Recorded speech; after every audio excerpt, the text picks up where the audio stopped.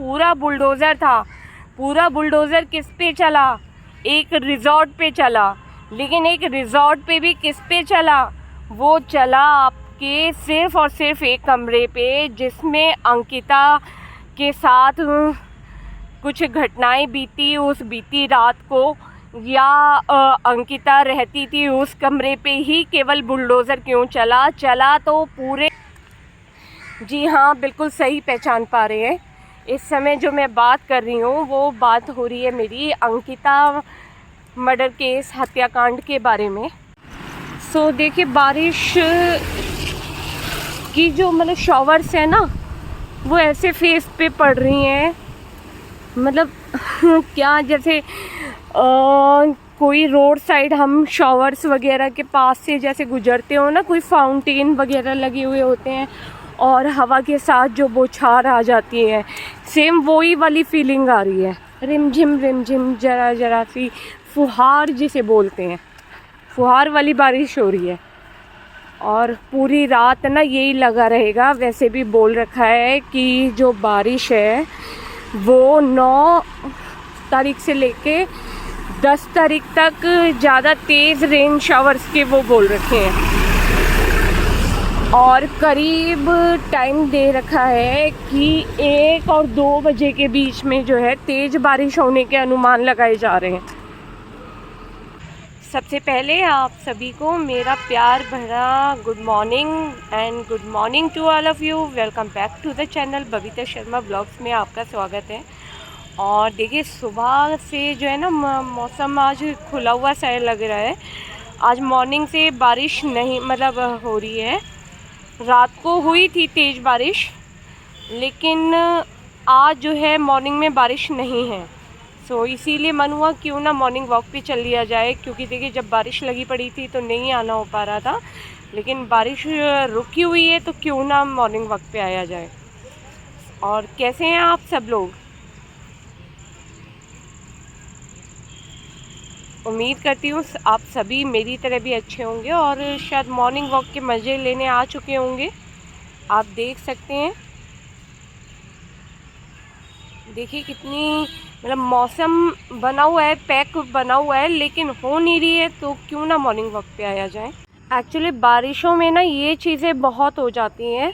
ये देखिए, ये एक ड्रेन बना हुआ है और ये ड्रेन जो है मतलब ओपन है, कुछ ढका हुआ नहीं है, जिस वजह से मच्छर फैलने की भी ज़्यादा वो रहेगी और कोई ना कोई बच्चा जो है गलती से खेलते हुए आके इसमें गिर भी सकता है। सो यहाँ के जो भी मतलब वर्कर्स हैं, जो यहाँ की टीम है इसे देख रही हो, प्लीज़ हार्टली रिक्वेस्ट है कि इस तरीके की घटनाएं ना हो, इसके लिए इसे प्लीज़ कवर करा दें। है क्या ना, इन अमरूदों को देखने का लालच जो है मुझे यहाँ की तरफ लेके आ रहा था और इधर आके मैंने देखा कि देखिए ये वाला अमरूद ना मुझे दूर से थोड़ा सा बड़ा दिख रहा था, लेकिन अभी कच्चे हैं। लेकिन ये है कि थोड़े टाइम में मतलब ये अमरूद जो है ना बड़े हो जाएंगे और इस टाइप के जो अमरूद होते हैं वो कच्चेपन में भी काफ़ी मिठास देते हैं। देखिए, या तो ये अमरूद किसी बच्चे ने तोड़ा है या कोई गिलहरी वगैरह तोड़ के या बंदर वगैरह तोड़ के फेंक गए हैं। और ये मेरे पीछे जो पेड़ देख पा रहे हैं आप, इसकी लीव से पहचानने की कोशिश कीजिए। ये आपका इमली का पेड़ है। देखिए अभी छोटा है, अभी इसमें जो है इमलियाँ नहीं आई हैं, लेकिन ये है कि बहुत जल्द इसमें इमली भी आने लगेंगी। लेकिन जब तक इमली नहीं आ रही हैं, जब तक इसके एक बेनिफिट का मैं थोड़ा सा आपको बता देती हूँ कि ये किस चीज़ में उपयोग हो सकता है। समटाइम्स क्या होता है, कम एज में ही बच्चों के काले बाल की जगह वाइट बाल आने लगते हैं, तो उस चीज़ में इसका उपयोग होता है कि इसके पत्तियों का लेप बना के और इसका जो रस होता है उस रस को आप अपने बालों में स्प्रे करके छोड़ सकते हैं, उसका स्प्रे बना सकते हैं। और क्या है कि 2-4 घंटे उस स्प्रे को अपने सर में रहने दें। ये जब कभी भी आप करें, वॉश करने से पहले करें, तो इसके स्प्रे को या इसके घोल को बालों में अच्छे से लगा लें और फिर बाद में शैम्पू कर लें, तो आपके बालों की जो सफ़ेदी है उसे कम करता है और बालों में ब्लैकनेस को रेगुलर रखता है। सो इमली के पत्तों का आप बालों को काला करने में उपयोग ला सकते हैं। अब मैं ये नहीं कहूँगी कि वाइट बाल जो एकदम ब्लैक हो जाएंगे, लेकिन वाइट आने से बचेंगे। फ्रूटिंग तो लाजवाब यहाँ पे रहती है, मतलब फ्रूट्स वगैरह के पेड़ पूरे में लगे हुए हैं। अब मेरे पीछे अगर आप देख पा रहे होंगे तो ये देखिए बनाना ट्रीज देख पा रहे हैं आप। पूरा इतना एरिया ना, ये पूरा का पूरा जो है बनाना ट्री से ही भरा पड़ा है। तो देखिए पूरा आगे तक।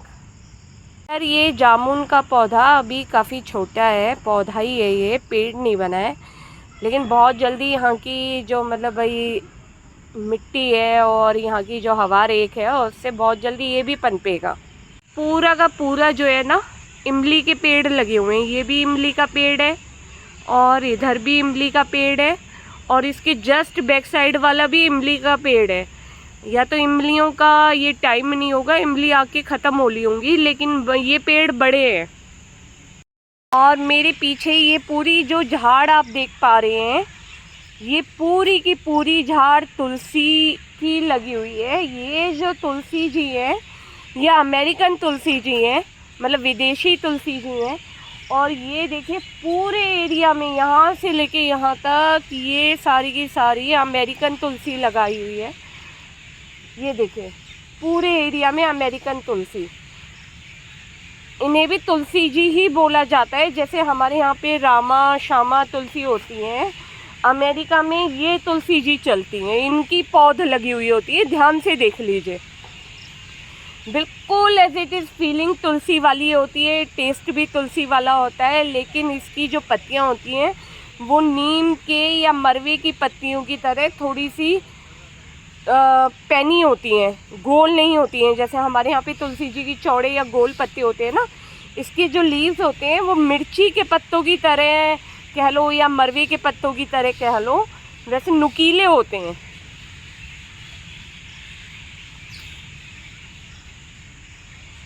तो बहुत ज़्यादा जगह में तुलसी जी लगी हुई है, यहाँ यहीं से ले जाऊँगी मैं।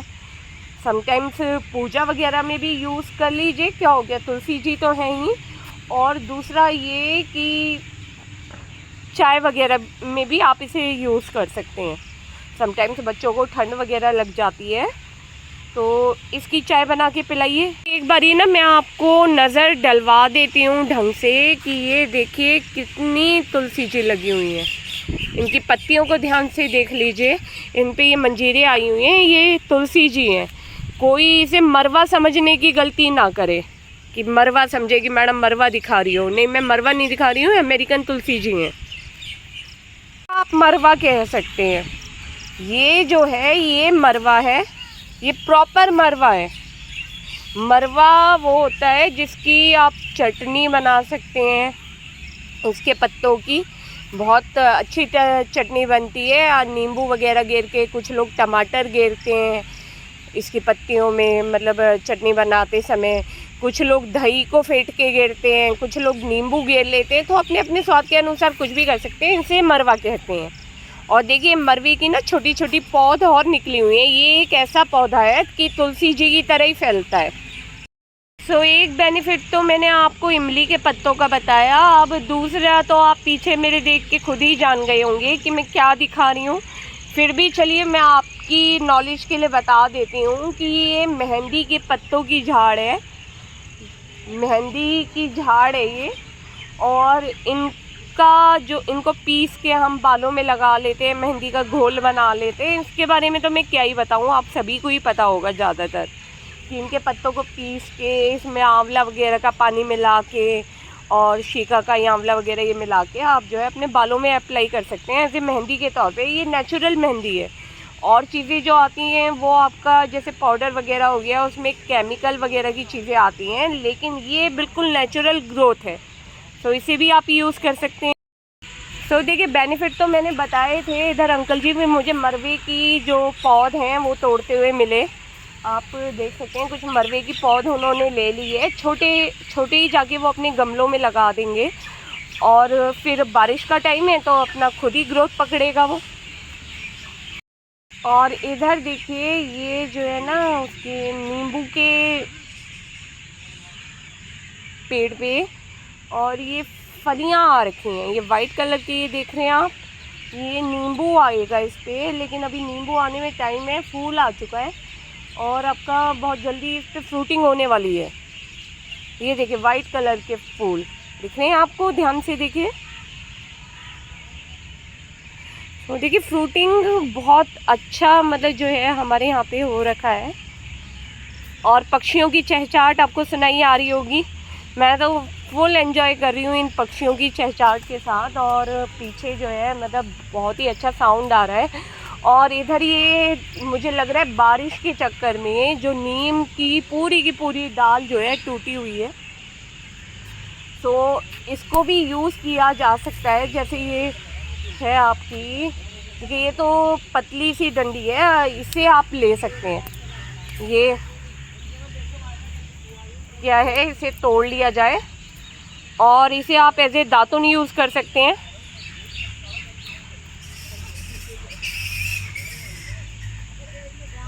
ब्रश वगैरह करते कई लोगों के दांतों में जैसे कीड़ा लग जाता है, तो उसमें आप क्या कर सकते हैं कि थोड़े दिन नीम की दातुन करें ऐसे।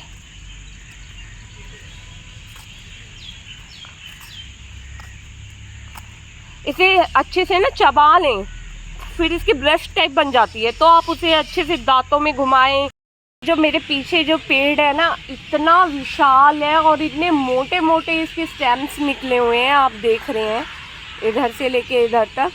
और पूरा इस एरिया से लेके और उस एरिया तक फैला हुआ है। तो अगर बारिश भी होती है तो मैं तो इसके नीचे बैठ जाना है। वैसे तो हमारे यहाँ पे कुछ शेड्स बने हुए हैं, लेकिन मुझे ये एक बहुत बढ़िया ऑप्शन दिखा कि मैं तो यहीं बैठ जाऊँगी। तो इधर आप देख सकते हैं कि मौसम ठंडा हो रखा है, इस वजह से इसको भी आलस आ रहा है। हाँ भाई, हेलो, कान में क्या हो रखा है भाई तेरे? देखिए इसके कान में नहीं, कीड़े तो नहीं है आई थिंक, या तो कीड़े पड़े होंगे तब इसका ये कान खराब हो रखा है एक। ये मेरे पीछे जो है ना, ये गुलाब की झाड़ियाँ आपको देखने को मिल रही होंगी, लेकिन अभी तक गुलाब इन पे भी नहीं आया है। पिछली बार भी कम गुलाब आया था, इस बार भी कम। इस बार लगता है माली भैया को स्पेशली बोलना पड़ेगा कि भैया इसकी कटिंग ही करा दो। जब गुलाब नहीं आ रहा है तो इसकी कटिंग कराने में बेनिफिट है, हो सकता है दोबारा से कुछ कलम निकलें जिस पे फ्रूटिंग हो सके गुलाब की। तो ये पूरा एरिया में ना इतना गुलाब ही गुलाब फैला हुआ। देखिए जीने का हक केवल अब नेता लोगों की ही औलादों को है। हम लोग जी के क्या करेंगे भाई? हम किसी नेता की औलाद तो है नहीं जो हमें सपोर्ट मिल जाएगा दूसरी सरकारों का कि वो रातों रात जो है बिल्कुल कर्म ही बदल देंगे उनका। जी हाँ, बिल्कुल सही पहचान पा रहे हैं।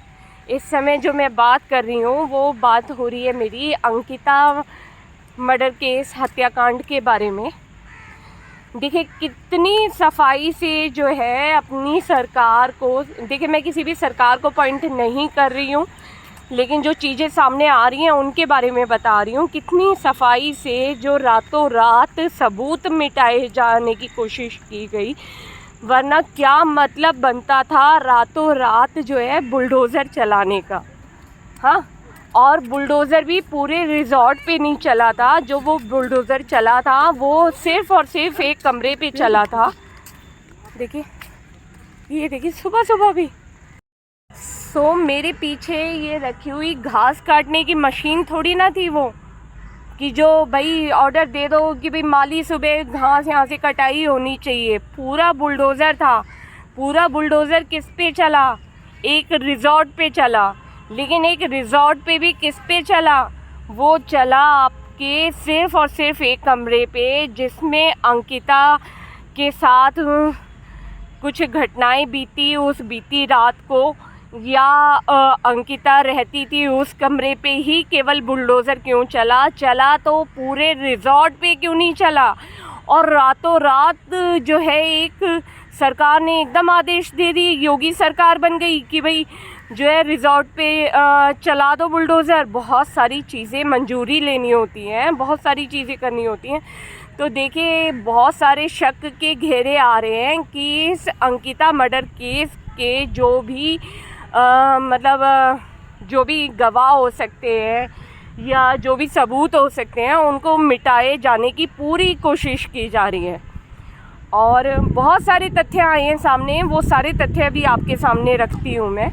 सबसे पहला तथ्य कि अंकिता जो लड़की है, महज 19 साल की एक ऐसी लड़की जो एक गरीब परिवार से मतलब गरीब परिवार से थी और किसी कारणवश अपने पिता को सपोर्ट करने के लिए वो जो आ रखी थी, अपना कहीं जॉब पे आ रखी थी, कहीं रिजॉर्ट पे आके वो जॉब करने लगती है और जॉब करने के साथ साथ वो वहाँ पे रह भी रही है।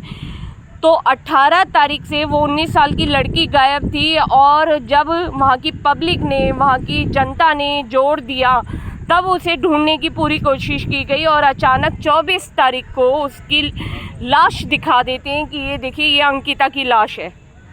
18 तारीख से उसे कोई ढूंढने में नहीं लगा हुआ था और 24 तारीख को अचानक उसकी लाश दिखा दी, उसकी शिनाख्त करा दी कि ये देखिए ये अंकिता है, हम जो है पुलिस वालों ने इसे ढूंढ दिया है।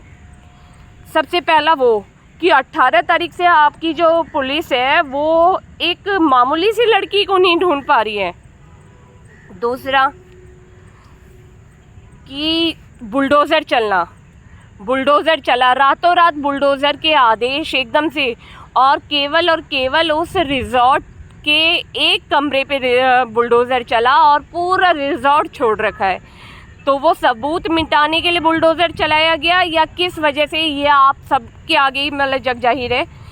तीसरा, जब अंकिता की डेड बॉडी मिली थी तो उस समय में क्या करा गया था कि देखिए जब कभी भी पोस्टमार्टम होता है, किसी का भी होता है, तो अगर और ख़ास तौर पे एक लेडी पेशेंट का होता है पोस्टमार्टम, तो कोई ना कोई लेडी डॉक्टर वहाँ पे मौजूद होनी चाहिए। लेकिन वहाँ की जनता चीख चीख के बता रही है कि पोस्टमार्टम की रिपोर्टों को भी दबाया जा रहा है और वहाँ पे दूर दूर तक उन्हें कोई भी लेडीज़ डॉक्टर देखने को नहीं मिली। तो क्या पूरे उस मतलब अस्पताल में कोई लेडी डॉक्टर नहीं थी जो पोस्टमार्टम के टाइम पे वहाँ पे मौजूद हो सके? बहुत सारी चीज़ें आगे बहुत सारी चीज़ें आपको बताएंगे। तो देखिए क्यों मतलब अंकिता मर्डर केस को दबाया जा रहा है, क्यों गवाहों को अलग किया जा रहा है, क्यों सबूतों को मिटाया जा रहा है, आपके सामने बिल्कुल जग जाहिर है। क्योंकि सामने वाला जो भी कल्प्रिट बताया जा रहा है वो बताया जा रहा है किसी नेता की औलाद। तो हम तो ये कहते हैं कि नेता की औलाद बन जाओ, कुछ भी करते रहो, क्राइम करते रहो, कुछ भी करते रहो और सरकार भी आपका साथ देगी। हाँ, वो सरकार साथ नहीं दे रही है तो क्या कर रही है, क्यों नहीं? और केस को इतना स्मूथली चलाया जा रहा है। देखिए केस हम बिल्कुल एग्री हैं आपकी बातों से कि भाई केस को जो है ढंग से चलाया जाए, किसी भी मतलब बेकसूर को जो है सज़ा ना मिले, लेकिन कसूरवार को तो सज़ा मिले और समय से मिले, जिससे कि जो मरा है उसकी आत्मा को शांति मिले। सो अंकिता की आत्मा की शांति के लिए आप सभी से हार्टली रिक्वेस्ट है कि आवाज़ उठाएं उस बच्ची के लिए, क्योंकि आगे जो है हमारी भी जनरेशन है, उसके साथ भी कुछ गलत होता है तो क्या हम मुंह चुप करके बैठे रहेंगे? फिर हम किसी से कैसे उम्मीद कर सकते हैं? जय हिंद जय भारत है तो जय हिंद जय भारत को जय हिंद जय भारत रहने दिया जाए। इसमें क्राइम का घोल जो इतना फैला हुआ है उसे हम पूरा नहीं मिटा सकते, तो कुछ तो कम करने की कोशिश कर सकते हैं हम, या नहीं? और देखिए वहाँ पे शिनाख्त के लिए ना अंकिता के भाई को भी मतलब बोला गया कि भाई देखो ये एक डेड बॉडी हमें मिली है, ये देखो पहचानो, आप शिनाख्त करो कि ये किसकी है। तो उसने जो उसे पहचाना अपनी बहन को, वो उसने एक नाक की लौंग दी हुई थी, तो उस डेड बॉडी को उसने उस नाक की लौंग से पहचाना कि ये मैंने अंकिता को गिफ्ट की थी। और एक जो ड्रेस उस समय अंकिता ने पहनी हुई थी वो उसके भाई ने ही दी हुई थी, उससे वो पहचाना कि भाई हाँ ये जो डेड बॉडी हो सकती है ये अंकिता की हो सकती है। पर किसी का भी ध्यान ये नहीं गया कि बुलडोज़र जो चला वो पूरे रिज़ॉर्ट पे नहीं चला, वो आपका जो चला वो केवल और केवल एक कमरे भर के स्पेस पे चला, तो आखिर ऐसा क्यों? तो ध्यान देने वाली बात थी ना कि पूरे रिजॉर्ट पे चला होता, और रातों रात ये कैसे ऑर्डर पास हो गया कि भाई बुलडोज़र चला दो।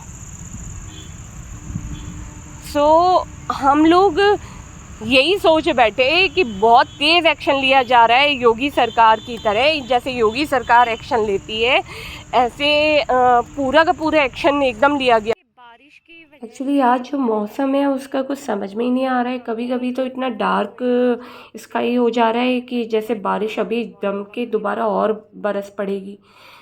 और साथ में अंकिता की बात करते करते ना जी भर आया है। सो मन नहीं है आगे वो और भी मतलब वीडियो शूट करने का। सो आज के ब्लॉग को यहीं पे एंड करती हूँ। उम्मीद करती हूँ आप लोग भी अंकिता को सपोर्ट करो।